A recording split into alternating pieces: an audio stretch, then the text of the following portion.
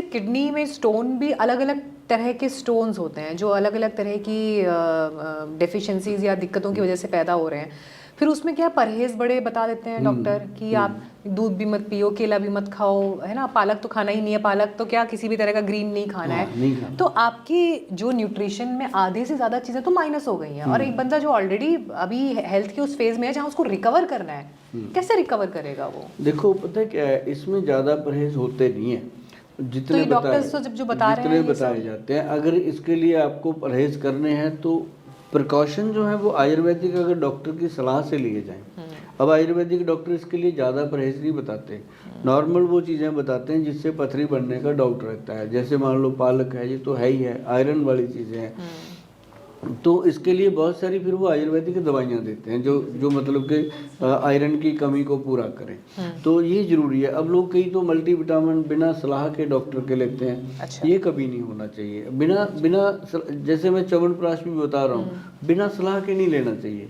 अब अच्छा, क्या पता किसी भी तरह का च्यवनप्राश? अब जैसे मान लो किसी भाई को सुन लीजिए ध्यान से, बड़ी जरूरी बात है यहाँ पर। हाँ, अब किसी को जरूरत है, किसी लोग को रैंडम नहीं। चले जाते हैं दुकान पर और खरीद के ले आते दे दो हैं, जी, जैसे घर की बाकी ग्रोसरी आ रही है उसकी ऐसे तरह। नहीं करना चाहिए। च्यवनप्राश जो है वो किसी डॉक्टर या वैद्य की सलाह से, अगर डॉक्टर की नहीं वैद्य की सलाह से अगर लेंगे तब, क्योंकि डॉक्टरों को इसके बारे में नहीं पता होता, वैद्य इसके बारे में जानते हैं।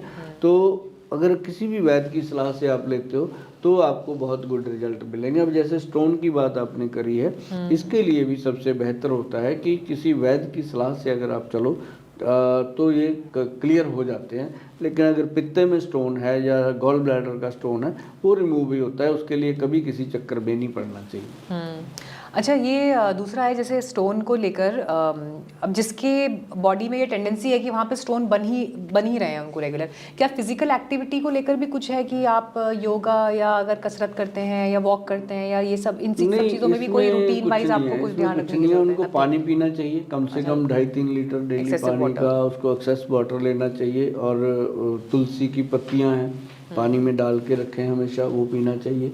कॉपर का पानी लें और बहुत बढ़िया होता है, कॉपर की बोतल में या कॉपर के गिलास में रखें पानी को पिए। तो ये सबसे बेटर रहता है। इसके अंदर कोई योगा या कोई वॉक है वो ठीक है, काम लगा दो, किसी को लग जाएगा, लेकिन उससे कोई ये बड़ा बेनिफिट नहीं मिलता कि उससे कोई स्टोन क्लियर हो जाएगा। अब मैं एक सवाल आपसे ब्लड प्रेशर को लेकर भी पूछना चाह रही हूँ, क्योंकि कई बार क्या होता है हम देखते हैं ब्लड प्रेशर की दवाइयाँ रेकमेंड जो भी डॉक्टर्स की तरफ से लिख दी गई हैं, फिर वो लाइफ टाइम चल रही हैं लोगों की। कई बार लोग बीच में खुद से छोड़ भी देते हैं कि नहीं हम ठीक फील कर रहे हैं तो अभी छोड़ दिए हैं, फिर उसके अलग से रेपरकशन दिखाई देते हैं। और अब विंटर्स के टाइम में तो अभी इस टाइम पे ब्लड प्रेशर को लेकर दिक्कतें या हार्ट रिलेटेड जो समस्याएं हैं वो और ज़्यादा बढ़ जाती हैं। ऐसे लोगों के लिए कोई नुस्खे या कोई सलाह जो उनको इस पीरियड में फॉलो करनी चाहिए? जो बीपी के पेशेंट हैं खासकर, या कोलेस्ट्रॉल के हैं, ट्राइग्लिसराइड बढ़ जाते हैं, उनके लिए भगवान ने बहुत गुड चीज़ दी हुई है।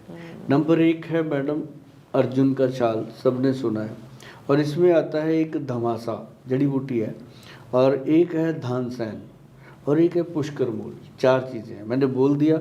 इसको पीछे करके आप सुनते रहना या इस रील को सेव कर लेना।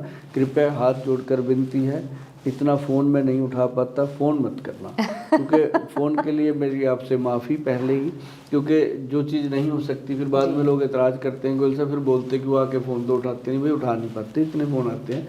लेकिन ये है कि जो भी आप मैसेज डाल दोगे हमें उसका रिप्लाई ज़रूर आएगा। तो ये ना मैडम जो फार्मूला मैंने बोला 4 चीज़ों का, ये पाउडर बनता है, आम नॉर्मल पंसारी से मिल जाता है, कोई भटकने की जरूरत नहीं, जाके बोल दो। आधे पंसारी तो अब ये समझ गए गोयल साहब ने बताया, ठीक है, वो अपने आप ही दे देते हैं कि ये पड़ा है।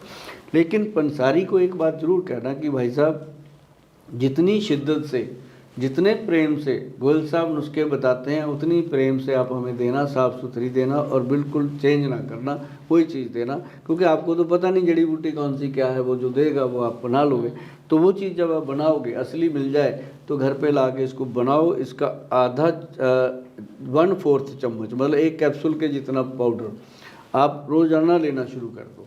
कभी भी आपको हार्ट की प्रॉब्लम नहीं आएगी, बीपी की प्रॉब्लम नहीं रहेगी। हाँ, अगर बीपी बहुत ज़्यादा हाई रहता है तो उसमें थोड़ा सा सर्पगंधा मिक्स करवा लेना। अगर आपका बीपी लो रहता है तो उसके अंदर आप थोड़ा सा दालचीनी मिला लेना। तो फिर उसके अंदर सर्पगंधा मत मिलाना, फिर दालचीनी। लो वालों के लिए दालचीनी, हाई बीपी वालों के लिए सर्पगंधा, ये दोनों चीज़ें बहुत बेटर रहती हैं। अच्छा, एक सवाल जो है ये मुझे पता नहीं आपसे कभी किसी ने पूछा हो या नहीं पूछा हो, लेकिन अमूमन ये जो टाइम पीरियड चल रहा है जिस टाइम पर हम देख रहे हैं कि विंटर स्मॉग है, बड़ा डिप्रेसिंग सा माहौल रहता है, लोग कई बार लो फील कर रहे होते हैं, मानसिक स्थिति के हिसाब से मैं बात कर रही हूँ। इवन हमारा लिटरेचर तो कहता है कि इस टाइम पर जो सबसे डिप्रेसिंग कहानियाँ कविताएं लिखी गई हैं वो इसी वक्त के हिसाब से लिखी गई हैं।